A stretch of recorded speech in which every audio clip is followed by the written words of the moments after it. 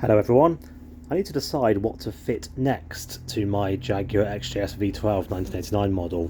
I've got a few things I've got in the pipeline I've been meaning to look at, and this video is just going to go through them and maybe you can recommend where I should start.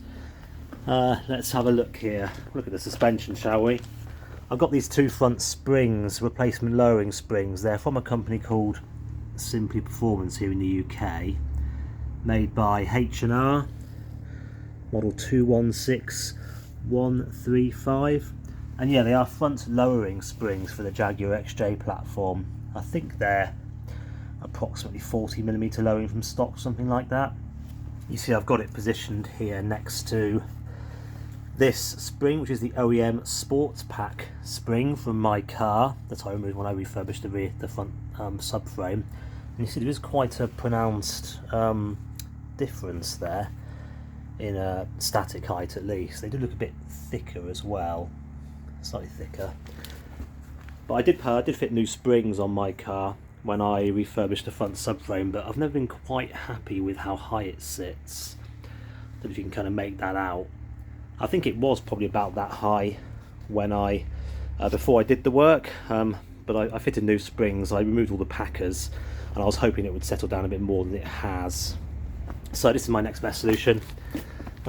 Give these a go. The only problem is obviously fitting them is a really awful job on the XJS. I don't have the special tool to do it, so the way I fitted them when I fitted the subframe was I took two of the bolts out of the pan and kind of supported the pan with a jack for safety, and then threaded some threaded rod into those two holes, and then basically, wound nuts on the threaded rod, and then kind of slowly lowered the jack, slowly undid the nuts, and kind of wound the tension off the spring that way. But it was a really horrible job and it took ages, so I'm not really looking forward to doing that.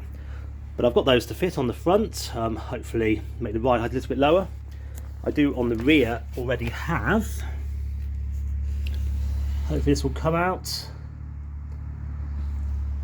I have gas adjustable shocks on the rear, so I can already adjust the ride height on the rear. You can see it's probably a touch low if anything at the minute, but I would quite like the front to kind of match this height, or maybe just slightly more, so I can adjust that to suit when I've got these springs on.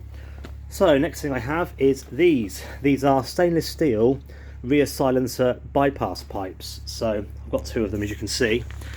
These replace those silencers just there. You can see mine's kind of all twisted. I don't know if you can see the other one on the other side, but yeah, it replaces those pipes, goes into the over axle pipes just there. I'm just doing this to get a bit more noise out of the car, really. I'm not. I mean, it sounds pretty good as it is. This being a UK model, it's a non-cat XJS, so there's no catalytic converter, so it does sound quite good with just the replacement over axle pipes I've got and these kind of quite cheap rear silencers that I fitted. But I'm looking forward to fitting those. The other main reason I need to do this is to adjust the system. I need to basically adjust this length to the mid pipe because they're not adjusted properly. I discovered this when I had to replace my exhaust olives for the front, at the front of the car here. I couldn't actually get this one in because I couldn't push the pipes underneath the car far enough back. Because this slip joint, obviously on what's under there at the minute, isn't adjusted correctly. So I'm going to fit those and adjust the exhaust at the same time. So I also have these. This is the transmission mount for the automatic transmission.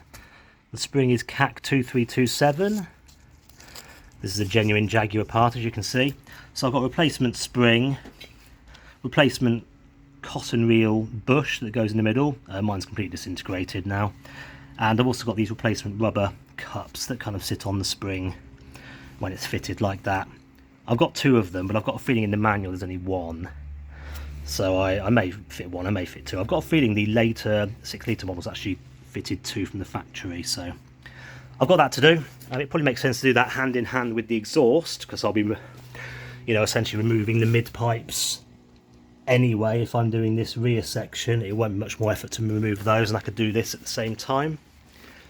I've got those to do, and I've got some small electronic bits as well. I made these new loomed bits of connector for the crankshaft position sensors. There's one at the front and one at the rear of the engine on this car. And I noticed when I was replacing the sensors that these connectors on the wiring loom, they were quite kind of badly cracking and aging. So I made these up. I just need to cut into the loom and kind of solder them in place of the ones that are there. These connectors are just standard amp style connectors that you can get on eBay. They're the same as the ones that I used for the fuel injectors. They're the exact same connector. So I need to fit those. That's not a super urgent job. I mean, it's working fine.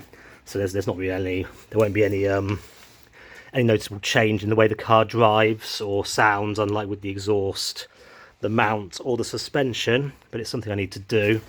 And then finally I also have this. This is I'm not sure it's a genuine Denso, but it's a Denso style air conditioning idle up valve.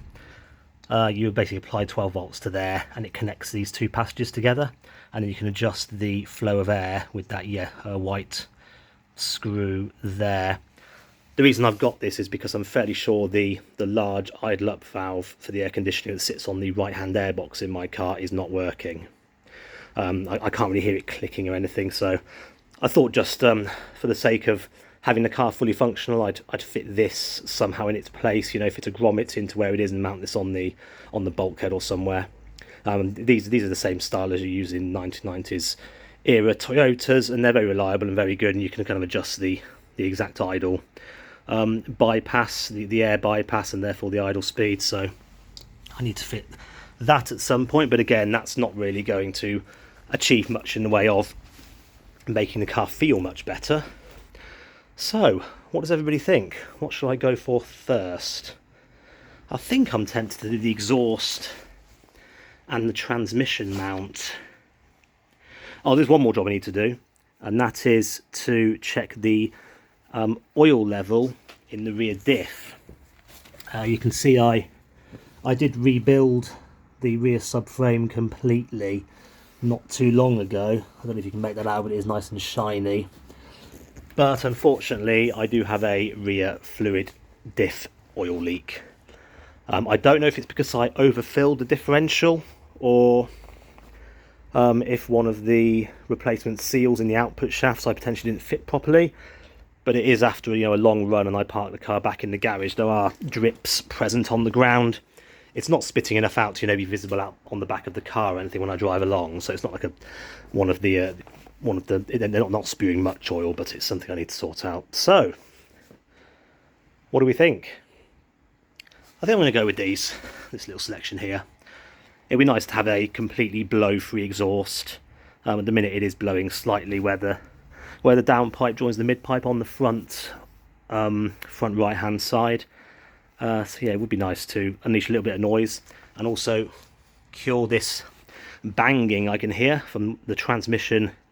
I think is hitting the mount. It's kind of bouncing up and down because that spring's gone weak, so it's kind of bouncing down and hitting the transmission mount steelwork. But yeah, what would you do first out of that little lot? Interested to know. Cheerio.